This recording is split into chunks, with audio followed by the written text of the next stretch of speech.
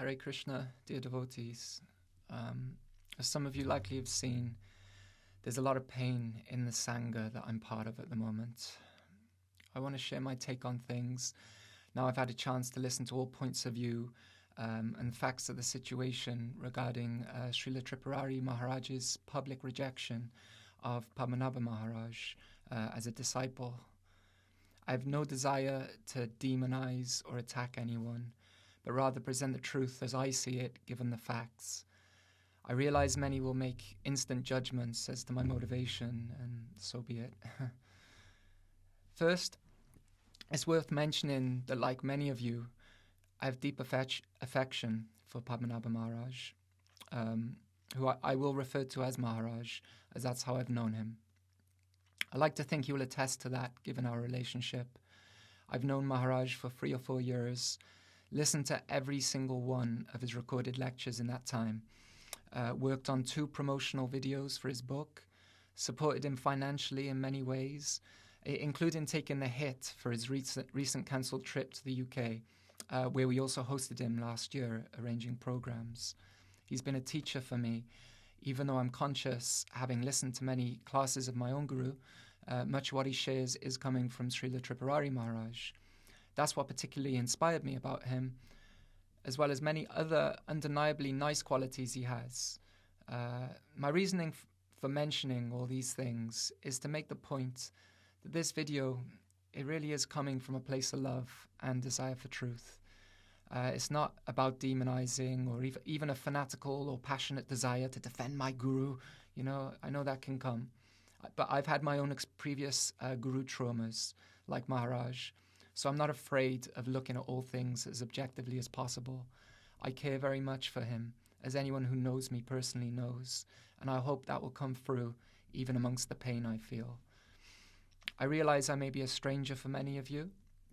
I serve harmoniously with many other sanghas in Brighton, so feel free, for example, to write to ISKCON Brighton leaders if anyone would like to confirm the nature of my character and conduct in relation to dealing with other devotees, wherever other faults I may have. I should also note that I'm a disciple of Srila Tripurari Maharaj, and although he is my Guru Maharaj, I intend to refer to him as Swami Tripurari, again to hopefully emphasize the fact that the purpose of this video is not some blind desire to defend my Guru. Rather, it's a desire to give an opportunity for another perspective to be heard from someone who is sincerely inquired from both parties. I've read the entirety of Maharaj's document scrutinizingly, asking many different devotees involved their personal experiences, treating it like detective work for both my own needs and grieving, but also hopefully to help others who find it all a bit overwhelming given the sheer amount of information. This is the most difficult video I've ever had to make, but yet also I feel it's the most necessary. I feel very comfortable in what I'm sharing today. I've not been asked to do it by anyone. It does come from my own inspiration, in the hope, as distant as that might seem right now, but in the hope to see some kind of reconciliation between 2 individuals that I care very deeply for. I have no desire to go back and forth in useless argument, nor do I think it would be beneficial to go through 56 pages, point by point. Life is too short. But I do want to share my honest analysis, all things considered, and also clear up some unfortunate misconceptions around this situation that are out there. My prayer is this will reach all those who are most affected by the situation and help them in their healing, including Maharaj himself. Of course, this is an extremely complex situation. My heart goes out to Maharaj, as I know it's been a rough ride in many ways. But at the same time, there are some very simple aspects of it to me that are glaring and have helped form my stance after looking at all the facts available. After deep prayer, these are the things Krishna has chosen to highlight to me. It's clear to me that not everything is reflected accurately in Maharaj's public presentation, and especially how things climaxed. Although he presents his presentation as detailing facts, there's a lot of his own subjective commentary, selective emphasis, and not all of it is truthful, whether by intent or not. Further, there are many things that are selectively left out. That's partly why I feel it's important to balance out some things. Again, hopefully not in a challenging way, but also a plea or a letter in some ways to the heart of Maharaj. It's clear to me there isn't full integrity in the pages he shared. I'll start with what I think is one of the major factors as to why Swami Tripurari rejected Maharaj publicly, or at least would justify making it public in my eyes, seeing as many people feel that was not correct. And then I want to look at a few key things that stood out to me through the whole situation that leads me to feel as I do. This isn't to cast blame, but just specific things have shaped my view. When I try to treat it all as objectively and sympathetically as I am able to amidst the sadness of it all. So in his original Facebook post, sharing his document, Maharaj writes, I had originally planned to share this document after making a short post in the private group of Sri Chaitanya Sangha Facebook, but since my post was twice deleted and I was removed from the group, and then Swami Tripurari made his post public, I then have no other option but to share my story in that same manner. Maharaj wanted to share a message where those in need of knowing his reasons for taking distance from the Sangha could contact him privately. However, at this point, as he says in the Facebook post, he had intention to share this document, a document it turns out that he had already been circulating. It's not a small group. It contains nearly 500 members. I understand the desire to want to share one's story, but it should also be respected that that group is ultimately headed by Swami Tripurari, who at that time had instructed Maharaj to take distance from the situation. I don't want to make assumptions about Maharaj's motivation, but it does feel a little political and an attempt to undermine the faith of devotees in their guru, who have various adhikar, and especially now knowing the contents of the document and how some things are commented on. This is while, at least in name, Maharaj was a disciple of Swami Tripurari. So let's assume it really was a desire to share his story, though. The moderators representing Swami Tripurari clearly felt it was not something that would serve the purpose of that group. To add to this, Maharaj had been asked to go to Argentina. Maharaj didn't reply to his guru, not even with yes, I will take space, or no, I disagree. Then 4 days later, tried what to me seems like a political move, especially as the intent was to share the document with disciples and followers of Swami Tripurari with no communication with him. What came next is what was most disturbing to me personally. Rather than accept that maybe that wasn't the place for his post, and instead even post something similar on his personal wall, which I anticipate those who have an interest in Maharaj from our Sangha would see anyway, he took a threatening and demanding tone, saying, I've tried to share my story there as to keep this whole thing still somewhat private. If you want, you can make me a member of the group again and allow my publication to be there and devotees from the Sangha to express their feelings and situation. If you prefer not to do so, then against my original will, I will have to post that same thing in my public Facebook profile and other social media, all of which will make the whole thing known for thousands, which I don't think you want. At least that's not what I want, and that's why I originally made the post in the Sri Chaitanya Sangha Facebook group. You choose. So, even without the supposed guru-disciple dynamic that was in place, and I appreciate Maharaj was having trouble with that at the time, to threaten isn't the right response, especially when there are other options that would be less public and disturb less devotees. It's a dishonest approach in itself, even on a secular level, before we even bring guru and disciple dynamics into the mix. If I go into someone's private Facebook group where they set the tone and tell the person who heads it that if they don't let me post in any way I wish, I'm going to post their personal correspondence and my own interpretation on those things for the world to see, that would be so dishonest. Now add the dynamic of guru-disciple, which was meant to be in place, at least by the way Maharaj portrays things, even if there were some difficulties he was dealing with inside. Why make demands instead of humbly taking distance as he had actually been requested? Especially when you're not the person setting the lead of that particular group. Can you imagine someone threatening Srila Prabhupada, Srila Sridhar Maharaj, Gaur Govinda Maharaj, Srila Narayan Maharaj like that, with that kind of tone? Would that have got him very far? Sure, many may feel it's playing the guru card, but could it be the case, in terms of the mood expressed towards Swami Tripurari's decision to not allow a post, the guru has a point? It feels to me like a narrative is being painted as if the rejection is because Swami Tripurari is not dealing with the situation to Maharaj's particular satisfaction. Yet combined with other points that I'll share shortly, it came to such a place where a threatening tone, seeming like blackmail to my estimation, is being used. Now, I can't speak to Maharaj's inner intentions, but all things considered, that's how it comes across to me. I also don't agree there was no other choice. There were many other choices. I'm not sure what the PDF was necessary for.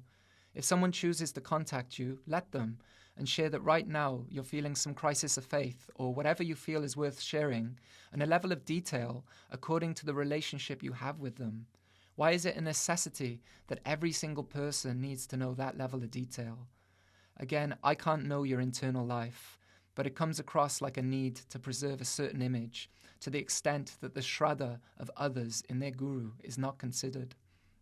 Aside from that, it could just have been given time and space. I sympathize with having doubts and wish you would have taken some real space as you said you were going to do, and most people knew you were going to be doing also who were aware of the situation. Those that didn't and were concerned if you went quiet would no doubt contact you if they wanted to know more, or like I say, post on your personal wall, "I'm having some space." Allow whoever wanted to, inspired by Krishna in the heart, to contact you. You could have reached out to those you have a closer personal relationship with if you sincerely did not want to disturb anyone's faith. Having now read the whole document, seeing the nature of the post and then the resulting threat, surely you can see to me why it seems like a political move to garner support for your own position. I'd like to be wrong, but it's how it comes across. If you've had so much doubt, why not leave gracefully? The will of the Vaishnav leading the Sangha was clear, and your choice was certainly not representative of a disciple. What is a guru meant to do in such a case, especially when your plan is to make it public anyway if you can't get your way in this particular situation? Whatever your views on it are, and how things got to where they did, which I appreciate are complex, to me this part of the story really requires an apology. It didn't need to go the way it did. I think it's dishonest to say you had no other option. Don't worry about your following, and even if you truly feel you wanted those close to you to know the details in the document, there are probably very few who needed to, and why not have a conversation with them personally? Our path is to try and understand Krishna, not all the complexities of an incident in your life, depending on the intimacy of the relationship we have with you. Often you paint a picture like it's for the devotees, but it seems to me it was for you. If I'm wrong, forgive me, but all things considered, it leads me to think otherwise. Given the nature of the message, which is from someone supposedly taking the disciple role, threatening the guru, it seems a strong statement needed to be made, even without all the background that goes into this, which I'll touch on shortly. Threatening that you're going to make something public, then painting a narrative that you're only making this public because you were publicly rejected, missing the details that led to that, seems off to me. Most people are not going to have the time, energy, or interest to read 56 pages of your document. And so, although I considered sharing these thoughts with you personally and privately, I felt the need to make this public just to show there is more to the situation from your side that pushed it in this direction. Also, related to this, the original post of yours was at 3 a.m. your time, a time when you knew the moderators would be sleeping. Sure, maybe you were up extra early, but given everything else, it seems to me like you knew the message would not be approved by Swami Tripurari, and instead of respectfully let that be and just post on your private wall that you were taking space, it led to a threatening demand. You have to remember, you are not the head of that Sangha. You don't set the rules of engagement in that group. Why do you feel it was so necessary unless you feel like a victim here? It's a lot of pages and a lot of your own defensive commentary.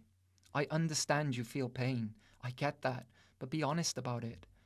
Then Bhakti Ras tried posting it again and again through different accounts, meaning you didn't respect the desire of Swami Tripurari. Even if you have no faith at that point, though you seem to portray you did have something, and Bhakti Ras herself says to me she's still serving Swami Tripurari in so many ways, and so identifies as a disciple, I presume. Why are you repeatedly attempting to go against the very clearly expressed will of the person leading things? It's just disrespectful, even without the guru-disciple dynamic, which of course makes it worse. Knowing the contents would affect the shraddha or faith of so many, especially in the way you have narrated certain aspects of the situation. Why would you threaten to make it a public thing unless for personal retribution? I hope that will serve in helping to see that maybe it was warranted. Making threats to a person you say is your guru, how can they be considered a disciple? It's just lip service. And actually, being unattached to his reputation, Swami Tripurari, not ignorant of how the response would be perceived, I'm sure, held on to the spiritual principle involved. Of course, there's a lot of background that goes into what led to this unfortunate situation. I really think it would be a waste of time to go through each and everything because, frankly, the damage is done, and this is mainly for those who already know a lot of those details. But I just want to show things that stand out to me as to why I think the crux of the problems are 1, different perceptions of the same situations, but more importantly, 2, pratishta or pride, and again, not to demonize, but there are some clear indications. Although there's a whole background with Sundar Gopal that Maharaj lays out, and I will also comment on shortly, the more public internal issues mainly came from Bhakti Rasa's response to Vrindaranya's articles. At that time, I personally saw no problem with the articles. In fairness, I also didn't see any problem with Maharaj's response to Sundar Gopal at the time. But that's a point. Much of this is subjective. I appreciate some did feel there was a problem, but naturally, the most important opinion would be what one's guru thinks. And if the disciple finds an issue, then why not present that to the guru first, before opening public personal gripes? Because essentially that's what happened with your approval. I'm not sure why you wouldn't have responded to Bhakti Ras with, let's check with Guru Maharaj first, see what he thinks. And of course, she has a responsibility in that Swami Tripurari had made clear he didn't want her post to be made public. I've seen the texts between the two. He specifically said, I don't think it is in the best interest of all concerned to air such sentiments publicly, so I will call and we can discuss at length. Swami Tripurari had explicitly expressed that he did not want those discussions on a personal level in public. He even tried calling her, which for whatever reason she ignored, which I appreciate is between Bhakti Ras and Swami Tripurari, but arguably Maharaj had some role in it. At the very least, the articles were sent to you, Maharaj, and you chose to pass them on to Bhakti Ras without consulting Swami Tripurari, knowing her affection for you, and by the tone of her messages, which as you know I have seen, seemingly not much affection for Vrindaranya. Maybe it was completely innocent, but again, with the whole context, I can't help but have that doubt. What's done is done, but my main point here is maybe that it should be acknowledged that there was some role in making a mistake there. I appreciate you feel you had agreed with the content, but still it seems strange not to seek the approval first. You feel you shouldn't have stepped in regarding Bhakti Ras when she asked you if it's okay to post. I disagree. The article itself didn't seem to contain problems through my lens at the time. Going through your points, I can't help but feel that maybe you were overly sensitive to some things expressed, and that's okay, that's human. But maybe that should have been brought up with Swami Tripurari or Vrindaranya in private. I bring up one example because your points are too vast, just to try to share why I think that maybe they were being interpreted in the wrong way. I remember on the Nam Ras show, you made a point that just because Jiva Goswami cites Shankaracharya, it doesn't mean he agrees with him in every respect. Now, regarding the comment on Shankaracharya in relation to yourself, just because on a philosophical level The point of only taking one argument or emphasizing one part of an argument is compared to Shankaracharya. Whether you agree or not philosophically that that is what you are doing, then why not get into the harmonist comments and clarify there? But instead it was taken as a personal dig, even though many like myself didn't see that to be the case. So I can't help but feel from the get-go you felt some push of the ego. That's human. Many of the complaints of the original article are subjective. I don't see why Vrindaranya should have to lengthen her document with more history. You are free to do that in the comments if you see fit. I also don't see why it was essential she mentioned Swami Tripurari's stance. This is a subjective opinion and not one that everyone shares, of course. But so making out like these points misrepresent you make me feel like maybe you are more concerned with how you are perceived than other things. Sure, it's an opinion from my lens, having looked over all these things exhaustively, just as you interpret Swami Tripurari's words in a certain lens, which hopefully you have the honesty to acknowledge you could be mistaken on. Now, even in your article, to go through and nitpick about every section certainly seems like you were more sensitive than you cared to admit. And maybe your guru saw a bigger picture in that happening within you. I get it, I do. I'd hate to be on that public platform. But you opened up for Vaishnav debate on the Nam Ras program. Why be so touchy about it if you feel your articles about Sundar Gopal are also fine? And the reason I bring these things up, again, is the point is that I feel more is going on underneath it all. You feel like it was for the concern of the devotees' feelings about it, not your own feeling personally hurt. But you didn't have much concern for the devotees' feelings in your letter and how you tried to force it becoming public. You don't seem to be willing to accept any possibility that you could be wrong about Vrindaranya's articles, which many like myself didn't see a problem with. Yet even before knowing Swami Tripurari had explicitly requested the gripes not be aired publicly, I didn't see a problem with the articles, but I did see a problem with the tone of Bhakti Ras's post and definitely did not think it was the appropriate place. Why the necessity to post it straight away? Could some time not have been given? Where was the advice of a well-wisher on giving it some time until there had been a chance to speak with Swami Tripurari? Was there a pressing need to defend one's honour? Were the devotees all of a sudden going to fall down from their practice because they felt that you had been slighted? There was no immediate or rushed need. So considering all things, maybe it would have been wise to advise her to wait until you could air your concerns with Swami Tripurari, knowing well such a strong political tone is going to cause some heavy discussion. I don't think you are that ignorant, Maharaj, given all your learning and social experience. I find it hard to believe you didn't think that with such a tone there would be outburst and passionate discussion with devotees of different adhikars and different personal sentiments. Also, a mistake was made in sharing the article initially with Bhakti Ras. Maybe it was an innocent mistake, but if my guru sends me an unpublished article, you can be sure I'm going to ask him before I share it with anyone else. For that matter, I would do it with any person, be it a friend or a colleague sending it to me.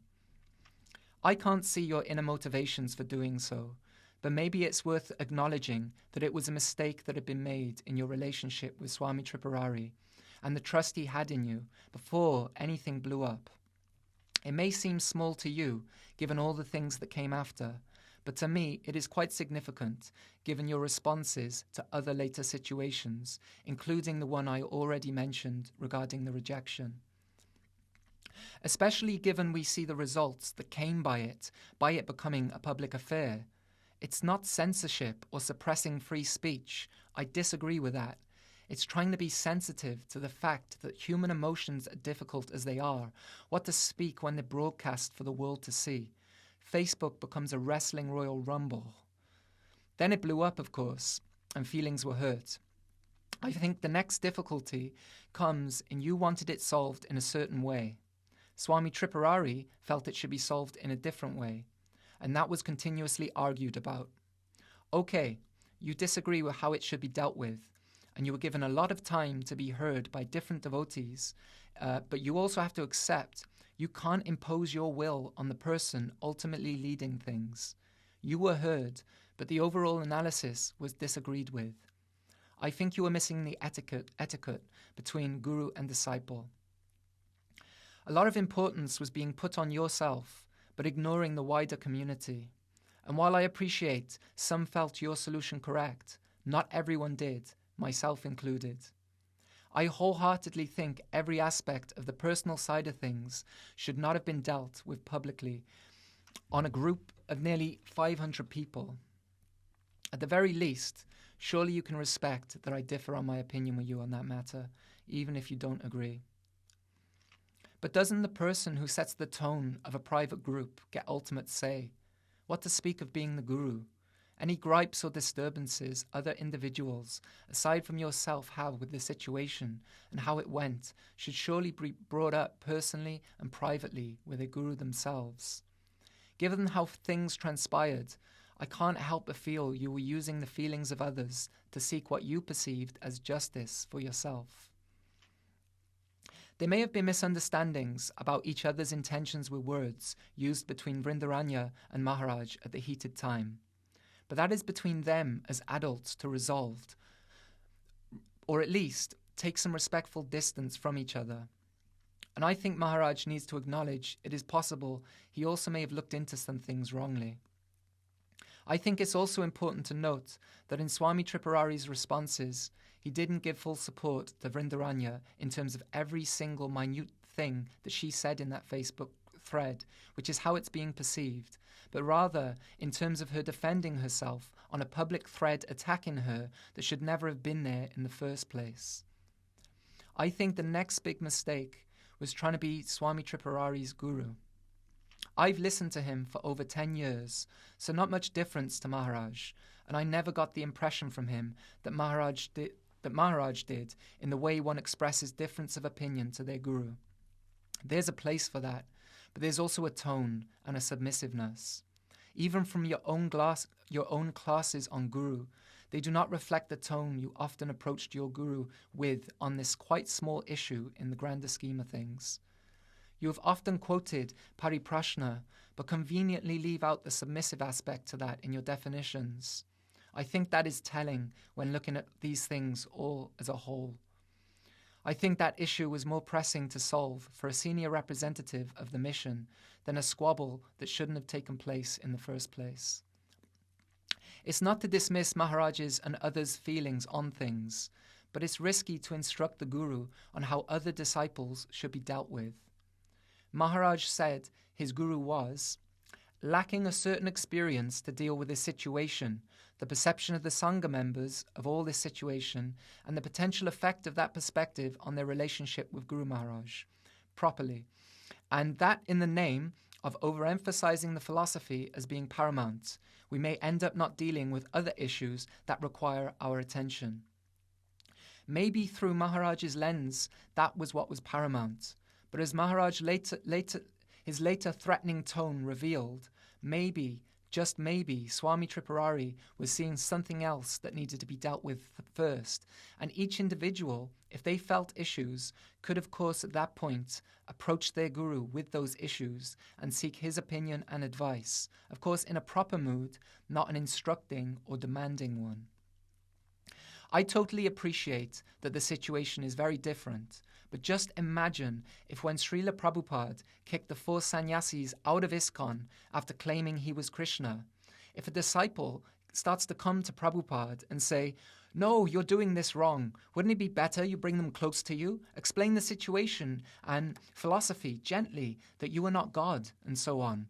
"You're reacting wrong to kick them out, Prabhupada." It probably wouldn't be a good idea.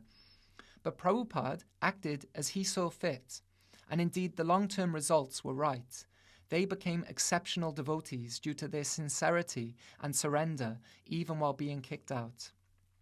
To question how the Acharya decides to run their mission, especially as a disciple, doesn't seem to me to represent the proper mood, especially when, as we will see more, the person who actually needed to learn some lessons was Maharaj.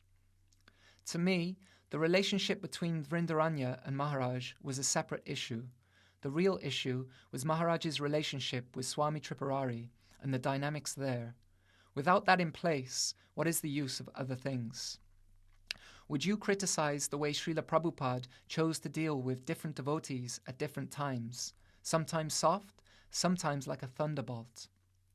At the time, I couldn't understand the tone of Vrindaranya's responses to your initial PDF response, though in retrospect, given what has transpired, I have more understanding. But I don't know her, as you expressed you don't. I don't know her relationship with her guru, and how her guru decides to deal with her privately. And that is his choice, just as he tried to deal with issues he perceives in you privately and gently as much as possible over the month before your attitude became worse and started affecting other people's relationship with him. Do you not trust the guru sees these things in us? If not, it seems the doubts were there a lot earlier than this situation. That is okay to have doubts, but maybe they should have been expressed a lot earlier. After all, I remember you making this Facebook post last Kartik. Today I am leaving the Dham one more time, but wanted to share some brief words of appreciation towards our Guru Maharaj. During these past 3 months, I've had the great fortune to meet, hear from, and receive different blessings from many extraordinary sadhus, inspired Vaishnavas, extremely learned pandits, and deeply absorbed and detached bhajananandis, each of them addressing their life and sadhana in their own unique but totally bona fide ways. But I must tell you something, hopefully in proper Vaishnav spirit and respect to the subjective feelings of each student toward their respective teachers. The jewel that we have found, or that has found us, in the form of our Guru Maharaj, is not to be found anywhere else. The dynamic vision, free spirit, contemporary presentation, deep siddhanta, empowered humility, poetic rasika sensibilities, and compassionate approach, just to mention a few, all of them combined together in such an extraordinary embodied figure, is something we should pay close attention to and never underestimate and forget. To keep ourselves reminded of such a gift will naturally increase our gratitude towards such a gift, as well as a passionate desire to reciprocate with our whole lives. Needless to say, there is absolutely place for each disciple to feel something similar in connection to their own respective guru. But as far as my case goes, and while being grateful for all that I have received from so many sadhus, I pray to forever remain especially indebted unto the most holy lotus feet of such a personality, Srila Guru Maharaj. Now, I like to think you weren't just making a public show in that post, that you genuinely felt those things. But then why keep pressing something if you have trust that he is going to be compassionate for your best needs in the whole situation as well as everyone else's? Why press that it has to be solved in a particular way that you deem right? Was there no trust that he has a bigger picture on things? It doesn't mean blind following, but also recognizing we don't see everything. But as you expressed to me, having trust needs to be there. Certainly not getting argumentative over something small in the larger picture. I can't help but feel your ego was pinched, and you need some justification for how things went down, especially when eventually you started undermining the faith of others by giving way too much information, dangerous ground to tread on unless there was a serious breach of misconduct in Swami Tripurari that compromised his spiritual standing. I don't see that to be the case in this instance. Why do you feel a right to try and demand a certain outcome? You know, at least theoretically, better than most people, that it's not about justice, but mercy. And maybe, just maybe, Swami Tripurari was looking to show mercy, but maybe not in the way you had hoped. No one is saying be a blind, fearful follower of dogma, but there is still some decorum with the Guru. Anyway, moving on to some other points that stand out to me that add to my feeling that you have lacked integrity in your approach in all of this. You write the following. As I had suggested to Guru Maharaj, on September 16th, approximately 25 devotees from the Sangha, those who privately had expressed some doubts and concerns about this issue, participated in a Zoom call with Brigupad Prabhu as a moderator. It is untrue that all of these 25 devotees had privately expressed doubts or concerns. I never had done, and I was one of them. I was happy to be part of them, no doubt, and it was nice to hear the perspectives, especially from some of the more mature members of our Sangha. Even after the second call, I expressed as much to Bhakti Rasa, where she had expressed she had appreciated Swami Tripurari's kind and compassionate response to the mistake she had made in disregarding his instructions in the original post. Swami Tripurari had even encouraged the open forum for discussion there, as he wanted to hear concerns. But I personally had not expressed doubts or concerns with anyone, or even personal feelings with anyone but Mohini at the time. So this is an untrue statement to try and paint a certain picture. Further, I assume I was probably not the only one like that, but let's say for the sake of argument, all 25 expressed doubts. There are 493 members in that Facebook group, so that is 5%, hardly the majority of devotees, yet it's being made out like so many members of the Sangha were disturbed. I appreciate some were, and I empathize, but not all. Again, these things could easily have been dealt with on an individual basis. Given the various levels of faith in the group, the only reason I think a public statement would have been absolutely necessary would be to protect your own image. Especially as some people would have been oblivious to the nature of the initial dispute if they didn't read it before it sank into the depths of Facebook obscurity. They would have just heard the point Swami Tripurari decided to emphasize on the call, presuming they listened to that. Then there is the mistrust and dishonesty of recording the conversation with Brigupad. You tried to downplay it as ignorance of academic standards, and maybe that was the case. But given what has come later, especially the sharing of public emails, or rather private emails, and the threat to try to get things exactly as you wanted it, I'm not sure why you decided to share those audio recordings with other people. That certainly adds to my feeling some integrity is lacking in all of this. So many conversations were had, and you feel you were passed around. But having dealt in a managerial capacity, when someone is just not getting something, they belabor points over and over. It becomes exhausting. We see with this PDF, most things aren't relevant. People have other services and responsibilities. They aren't as invested in these dramas as you may think. So if the main point, that your attitude in approaching your guru is incorrect, is missed, and over you are focusing on secondary issues, it's no surprise you are being passed around. I get it in some ways. I often get lost in making every detail known, as I'm sure this video shows. But the reality is, it really isn't. There are simple principles.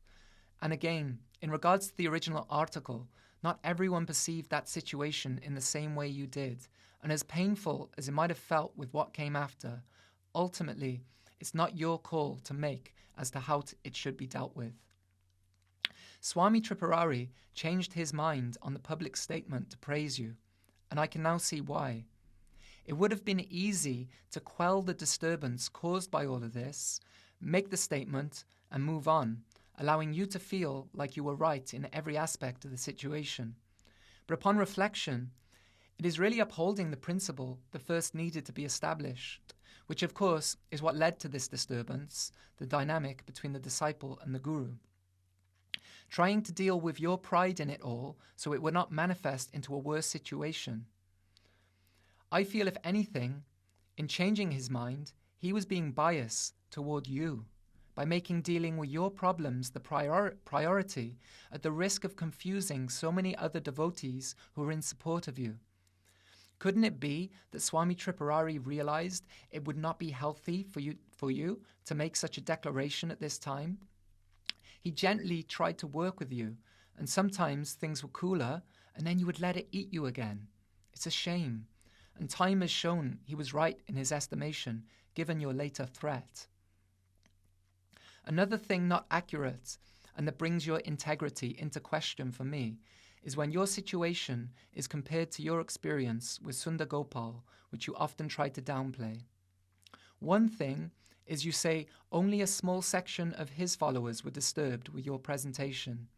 This just isn't true. I experienced and witnessed online many devotees disturbed from a variety of sanghas, including some locally. Whatever the reasons for disturbance are, others were disturbed by your approach, whatever your motivations may have been. You can't dismiss others' feelings and expect only your feelings are to be acknowledged, and that's what seems to be happening. Further from this, there's an important omission in your document worth sharing in the story. Some of Swami Tripurari's disciples in Costa Rica have a close relationship with Sundar Gopal. Being friends, they offered an opportunity to mediate between the two of you, given the relationship had been hurt. You refused. Whatever your reasons for someone emphasizing the importance of interrelations, a need for dialogue and resolution, this is weird to me that you refused. The opportunity could have been there to fix those relations in person, but you refused. Do you see any parallel anywhere? It weakens your position. Further, to omit this detail from your document again paints a certain picture of that saga that actually isn't the whole picture. So please forgive me for feeling like it is a desire for preservation of a certain image of oneself. It makes me wonder how much else has been conveniently left out. I understand doubts, especially given our previous experiences with guru figures. But especially having heard your tone in your final audio message, which I will share with anyone who requests it, as you have said I can't help but feel you kept missing the main point in terms of how one is dealing with one's guru. We see it getting progressively worse, leaving no room to get to the root of the issue beyond what you and others saw as injustices. Coming back at every little thing, but you did this, Guru Maharaj, you did that. No question of, why did you do this in this way, Guru Maharaj? And why was it different in my doing it this way, Guru Maharaj? In a submissive mood, it just seems more and more challenging. And what is the meaning of guru and disciple when it gets to that point? As I mentioned in all my hearing about Guru Tattva, even the relative side of things from Swami Tripurari, I've never come to the conclusions that you have, that it is appropriate to challenge in the spirit that you did. If you don't at all consider yourself a disciple in that moment, that's another thing. But then why keep with the facade? Again, it's not to downplay doubts, but at the same time, there are better ways to approach things if you truly feel you are still a disciple in that moment. To me, it sounds like someone arguing with their guru. I don't sense any humility in that conversation beyond the words you use. Maybe I don't have the adhikar to see the higher humility and purpose or intention in it, but if that's Maharaja's estimation, I would say it might be worth reflecting whether it could be possible he's in the same situation with what his former guru was saying and expressing in substance, beyond form. I'll share the audio with anyone who requests it, which of course is shared with permission, and allow others to judge for themselves. Is it the proper mood of a disciple? Could it be asked in a different way? It's not to downplay your doubts, but the attitude in trying to clear them is incorrect in my eyes. In my years of listening to Swami Tripurari, I've never had that impression from him that this is the proper way to interact with one's guru, even when one wants to humbly suggest something alternative. The interactions between guru and disciple, as I have heard Maharaj in many of his own classes express, seem to go against his own principles. To inquire exhaustively doesn't really fit the bill here, especially when leaving the submissive part out of the equation. I think if someone spoke like this to some other acharyas I mentioned, they would have been blasted actually. And I truly feel if someone else had been in Maharaj's position and he was advising them, knowing how he speaks on guru etiquette, he would have encouraged them to express doubts humbly and be prepared to hear the answer and give it time if necessary. Instead, it became an argument. Recently, we had a conversation ourselves, Maharaj, and you felt the tone was off, which upon reflection, I agree with you, coming from my own pain, from a situation that I feel could have been avoided. But for sure, my tone was off, and I can understand why you felt disinclined to engage with me, given the mood I had, although you kindly did when I explained myself and adjusted my attitude. Maybe it's worth reflecting on your conversations with Swami Tripurari with some distance, review them, listen to the audio, not with a mentality of wanting to win or be right. Don't you think the tone could have been off in those exchanges that may make one less inclined to engage with you in the way that you are particularly demanding? In my own dealings with individuals who unfortunately are creating a disturbance in the community, sometimes they just give an overload of information to try to justify why their truth should be the accepted one, and they kind of miss the main point as to the disturbance. So we have to try all sorts of ways to bring it back to it. It's not a wanting to gaslight or shut them up, but it's just they miss the point of the disturbance to others that they are creating, instead of taking some time out, engaging in their sadhana, and be welcomed back with open arms. Then on top of that, to undermine other people's faith in Swami Tripurari because you want to be right about a situation that maybe you're not in all aspects, even when they themselves were ready to move on, it seemed, such as Archana Siddhi. I think you can understand why I feel more is going on here under the hood. You feel the original public post, which was against Swami Tripurari's explicit desire, was right because it brought out some of Vrindaranya's feelings towards you, even though your guru at the time disagrees it was right to be posted. I think Swami Tripurari's sometimes confusing response was right because it has brought out so many of the qualities within yourself that maybe need to be addressed and were more subtle until this point, especially the political threat at the end that contributed to your public rejection as a disciple.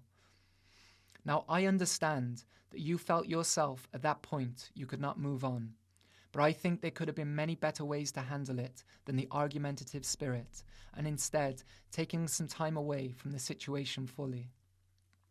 You over and over tried to say you're being impartial in it all, but you clearly took a lot of things personally, or you could have just shrugged them off. Just seeing some of your responses, even if you can't admit to yourself, very much shows a person on the defensive, trying to justify their behavior. Something that jumped out at me, where you totally missed the point, and there are quite a few of these, is when you say, regarding one's standing being determined by how one relates only with one's superiors, I would respectfully differ. Rupa Goswami, as well as the Bhagavat, clearly depicts how important it is that we learn how to relate with every devotee, be he, she, a junior, peer, or superior, even a non-devotee, even an envious person. I know you know better than this. It sounds like you're grasping at straws, which is disappointing, knowing you as I do. It is true, we have to learn to relate with every living entity. But just as we don't approach a tiger and a human the same, similarly we don't approach a junior devotee and a senior devotee the same. Again, to miss the point being made that your attitude and your approach toward the senior devotee in this case was not proper. I would hope you would not consider yourself senior in that relationship. But the response just signifies this argumentative and defensive attitude. I understand, again, the pain of the situation, but you have to acknowledge that in a proper way. This misinterpreting the Shastra to fit the narrative you want to be right leads me to doubt the honest motivation in many other areas of your PDF discussion. I can't help but feel it just becomes the mind and the ego trying to find anything and everything to argue in defense of oneself. I get it. I've been in that situation where I feel hard done by or misunderstood. But it seems disingenuous to make out like you're not hurt by the points about oneself and only the truth is presented. Also, I think it was a mistake not to have that final call with Swami Tripurari. You may have wanted a different approach, but your guru had a different desire. And it seems to have been a pressing matter, given that it pushed you to use threatening language. You probably should have at least attempted the conversation, if adamant you wanted to resolve things and not just have the outcome in the only way you saw fit. I don't really feel a need to comment too much on using words like swallow it, etc., because frankly, If you study Prabhupada's interaction with some disciples, he could be heavier. That doesn't take away one's spiritual standing, so I'm not sure why you are including those kind of things in the document. Having studied the history, conversations and letters of Srila Prabhupada quite extensively over the years, many instances he could be quite bewildering in how he dealt with certain things. Do you question Srila Prabhupada's spiritual standing? Whether you admit explicitly or not to have no problem affecting the faith of others in their guru by highlighting certain things he said with your own narrative, it seems you're missing the main point over and over, the underlying issue. Then you want to make out like you lost faith because you couldn't get the answers you need. But hearing your attitude and approach in these conversations, I'm not sure the faith was as deep as you outwardly portrayed in the first place. Again, not a problem. It's something we're all growing in. But the problem is there when you start to try to paint other narratives that creates doubt in other disciples, to ignore the issues you may need to deal with directly. Is it answers you need or answers that you want? If you're unable to surrender, step back, slow down, engage in sadhana. After all, there's no need to be attached to the position. If it really is that bad, find other guidance. To make your demands on how the guru should run their sangha is clearly a problem. One of the most disturbing and telling things you write that puts a lot of other things in context in what is underlying it is when you say, as unfaithful as our messages to Guru Maharaj may seem to be, I, Bhakti Ras, Archana Siddhi, Pranada and Sumati, as well as others not included in this document so as not to make it even longer, are trying to serve Guru Maharaj and develop a proper, progressive faith, even if that takes the form of disobeying him or disagreeing with him on this particular subject. Indeed, it requires much more humility and surrender to disagree with one's guru from a genuine place and present in that context uncomfortable truths in the spirit of service, rather than just to say yes to everything and basically lose one's individuality. Although there's a place for disagreeing with one's guru in a proper spirit, which I discussed earlier, I think to use that to justify one's actions that clearly are going against their guru's explicit wishes is disingenuous. It's making up one's own philosophy. Was threatening the guru also done with more humility and surrender? Again, I sympathize. I really do. That's clearly not a good space to be in. But I hope having it pointed out may help in seeing where maybe you could have been wrong in some areas of this situation, even if others made some mistakes in other places. So much of this seems to reflect on the problems of everyone else in the situation, but with an emphasis on diverting from one's own problems and mistakes. That's a dangerous place to be, and look where it has led. In my own relationship, I have never felt I should just say yes to everything, nor do I feel I've lost my individuality. But I like to think that if I need to say no to something, I would do so in the proper mood. I have so many other points that I noted when going through the document where there are misconceptions, or at least misinterpretations of different events in my estimation. But to be honest, like many of you, I'm tired with this saga. I want to move on. I was looking for truth and was disappointed so much was left out of Maharaja's document to paint a certain picture. I've touched on what I feel are most important. Look into it and believe things as you choose. I would request, as a well-wisher, Maharaj reflect on the things I have shared. Could there be any substance to it at all, given how exhaustively I have tried to look at these things? To hear your side took a number of days alone. I've tried to be as objective as possible so I wouldn't be swayed by sentiment, especially as I have sentiment for both you and Swami Tripurari. But actually, reading your document itself deepened my conviction that you have made many mistakes in this particular episode that you're trying to distract from, whether intentionally or unconsciously. It's very sad to see. Pratishta can lead one to put oneself on an equal level with one's guru, or even feeling that one has surpassed their guru. Dangerously, it can lead one to go directly against your guru, especially when it is threatened.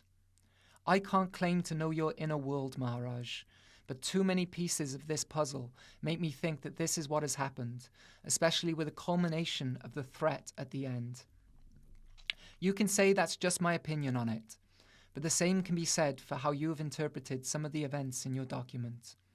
A lot of your analysis of Swami Tripurari dismisses his own feelings on things, yet there is an emphasis on how your feelings are being dismissed. Why is your value system more important than your guru's?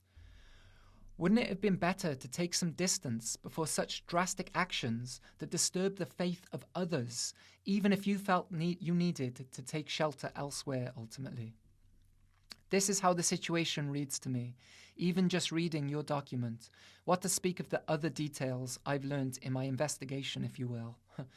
It doesn't mean I don't sympathize with your pain or some of the plights in the details. But still, some major principles were missed. Swami Tripurari tried to keep things as private as possible for you while you dealt with these issues, and you brought more devotees into it, even trying to transfer their faith in him to faith in you by disturbing their faith. I can't say whether your initial responses to Bhakti Ras were with bad intention. We all make mistakes, but we also have to own up to them, especially in front of our teachers. The damage is already done in a big way, and many won't take the time to watch this, having already formed an opinion without the facts. Ultimately, people will make their own minds up, and unfortunately, many have only been given one perspective. I just needed to share my story in this as I navigate the different points of view. I'm concerned for you, Maharaj. Before the public rejection, this document was already there, and you tried to frame it as if it is Guru Seva, while directly going against the expressed desire of your Guru. It seems like a twisting of the philosophy, and we've all seen where that goes many, many times.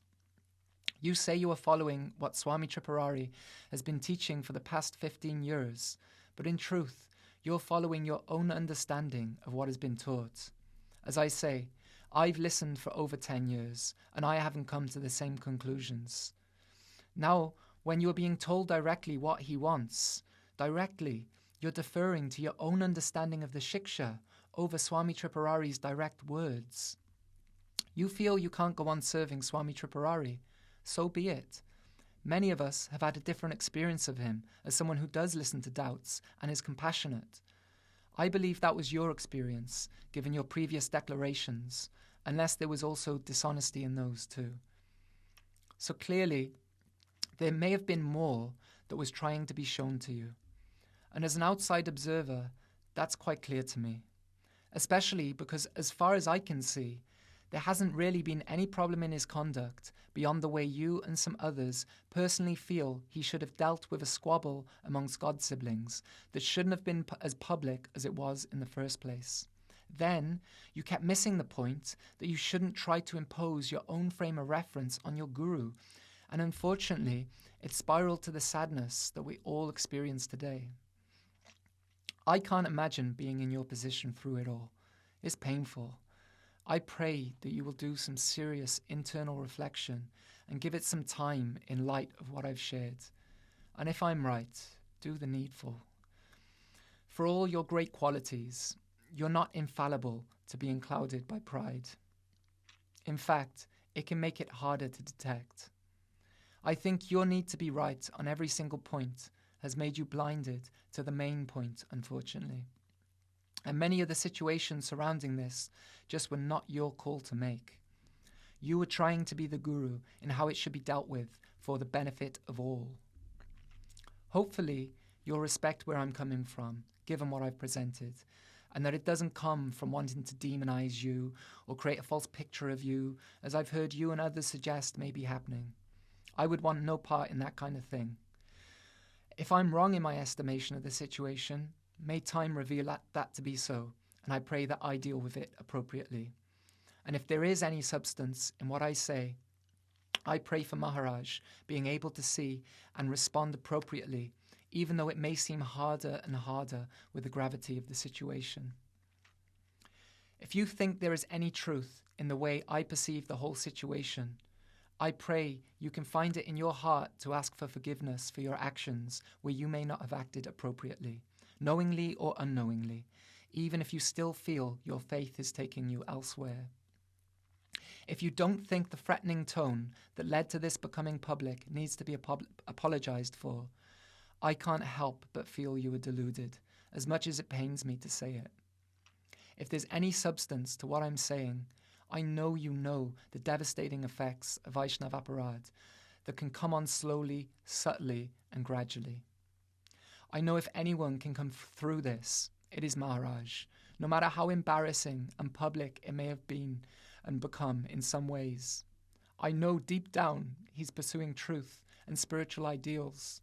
And there are so many instances of great devotees being covered and tested in extremely heavy ways, coming through it to properly recalibrate their angle of vision and priorities. This is my hope and prayer for Maharaj in the situation as I see it. Don't let your own mind become your guru. Some are calling for you to remove your sannyas position. Some feel you should keep it. Personally, I don't care. You decide according to your own desires. But I do think that it would speak volumes that if you disagree with me, that you are letting Pratishta affect you. If you were to humbly take the position of a brahmachari, serving somewhere quietly in the background until you find a guru that you have confidence in and can take sannyas vows with again. There's not too much difference between brahmachari and sannyas. Don't continue taking advantage of the facilities and respect the sannyas ashram offers until you find guru. Krishna will no doubt send you that if he is indeed guiding you in all this. But ultimately, that's not much of my concern. Just take it as a friend's observation as to what might be healthiest in the immediate moment, given the nature and gravity of what has transpired. You mentioned many times in your discussions with Swami Tripurari that for you to resolve things, you need to not just move forward from the situation, but through it. I would ask Maharaj, please reflect. Is it possible that maybe, just maybe, you're looking through the wrong door? Some watching this may want to rush out now and demonize Maharaj because of his lack of integrity that I have pointed out. I plead you don't do that. It is so sensitive and everyone is hurting very much. Be his well-wisher and encourage him to see things from another perspective and address the situation in the way that is characteristic of the type of Vaishnav I know he is underneath all these unfortunate issues. I need to close this chapter now, but I felt another voice needed to be heard. I totally get that having seen abuses of gurus in history, it may be hard to digest some of the events that happened, or especially for those resistant to the guru principle in our postmodern times. But to my eyes, there was a higher spiritual principle being established here, and Maharaj missed it. It may be that Maharaj wants to come, break down with a point-by-point rebuttal everything I've said, but that would be disappointing. Personally, I don't have any more time or energy for this. 56 pages was enough. I'm confident in my conviction, and I share my analysis here for those who are interested. Let everyone decide on their own. I'd hope he may reflect on the words that I've shared today for some time and then act as he feels is appropriate. I'd hope that it would be with right intention. For anyone I've hurt with my words, please forgive me. Please forgive me if I've spoken too harshly or out of place in this video. It comes from a well-wishing spirit.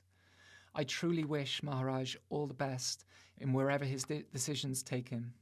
Please know this is just my attempt to help someone that I love dearly. Vanchakalpatarubhyascha kripa sindubhya evacha patitanam pavanebhyo vaishnavebhyo namo namaha. Thank you.